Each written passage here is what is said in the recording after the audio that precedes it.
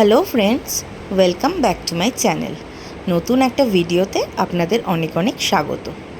আজকে আমি পাউরুটি দিয়ে একটা নতুন মিষ্টির রেসিপি বানিয়ে দেখাবো। ভিডিওটা স্কিপ করবেন না, পুরোটা দেখবেন। ভালো লাগলে আমাকে কমেন্টে জানাবেন। প্রথমেই আমি একটা বড় কাপ মতো দুধ ভালোভাবে জাল দিয়ে নেব। তারপর একটা পাউরুটিকে আমি ছুরির সাহায্যে 4 টুকরো করে কেটে নেব। এই দেখুন, 4 টুকরো করে আমি কেটে নিয়েছি এইভাবে। এবার একে একে আমি বাকি পাউরুটিগুলো কেটে নিয়েছি। এই দেখুন, এরমভাবে কেটে নিতে হবে।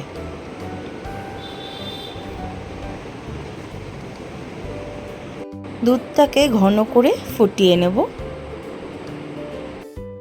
গ্যাসে আমি কড়াইটাকে গরম করতে বসিয়ে দিয়েছি। আমি এখানে 2 চামচ ঘি নেব। আপনারা চাইলে বাটারও ঘিয়ের পরিবর্তে ইউজ করতে পারেন।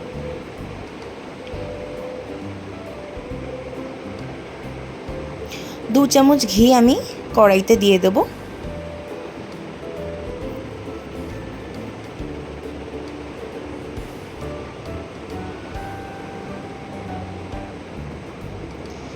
ঘিটাকে ভালোভাবে গরম হতে দেব।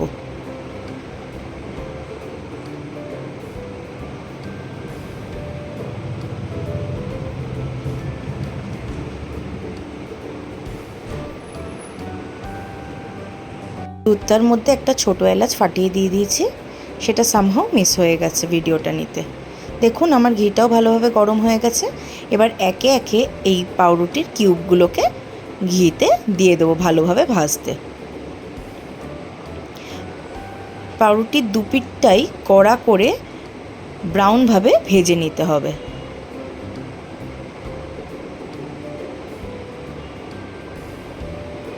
আমি যেহেতু এক হাতে ফোন ধরেছি, এক হাতে ভিডিওটা করছি, তাই একটু হয়তো দেখাতে অসুবিধা হচ্ছে।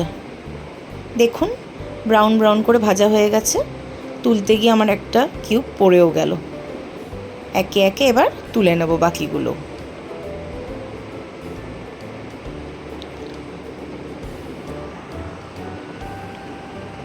আমি এখানে অল্প পরিমাণ কেশর ইউজ করব। কেশরটা আমি নিয়ে দুধের সাথে ভালোভাবে মিক্সড করে নেব, যাতে কালার আর ফ্লেভার দুটোই একটু অন্যরকম আসে। আপনারা চাইলে স্কিপ করতে পারেন, কিন্তু আমার ভালো লাগে বলে আমি দিলাম।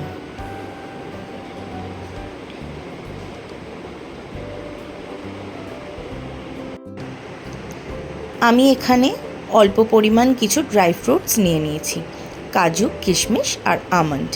পেস্তাটা বাড়িতে ছিল না, তাই আমি স্কিপ করেছি। আপনারা চাইলে দিতে পারেন। এগুলোকে এবার ভালো করে আমি চপ করে নিয়েছি।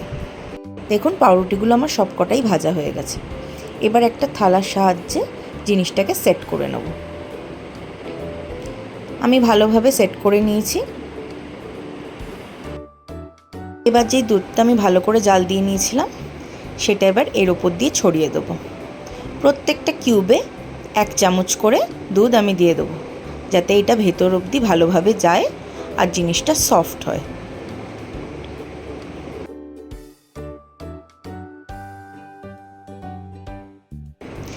এখানে আমি আমুলের কনডেন্স মিল্ক ইউজ করছি।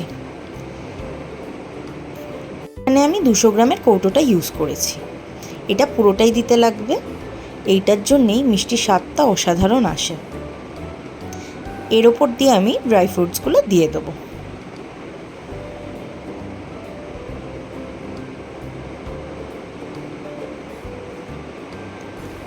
দেখুন, ড্রাই ফ্রুটসগুলো আমি ভালোভাবে ছড়িয়ে দিয়েছি। এবার জিনিসটাকে ফ্রিজে 1 ঘন্টার জন্য সেট হতে দেবো। তারপরই এটা খাওয়ার জন্য একদম রেডি।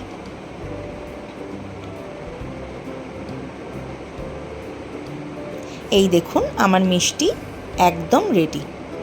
ভিডিওটা ভালো লেগে থাকলে লাইক করবেন, কমেন্ট করবেন আর চ্যানেলটাকে সাবস্ক্রাইব করবেন। Bye bye.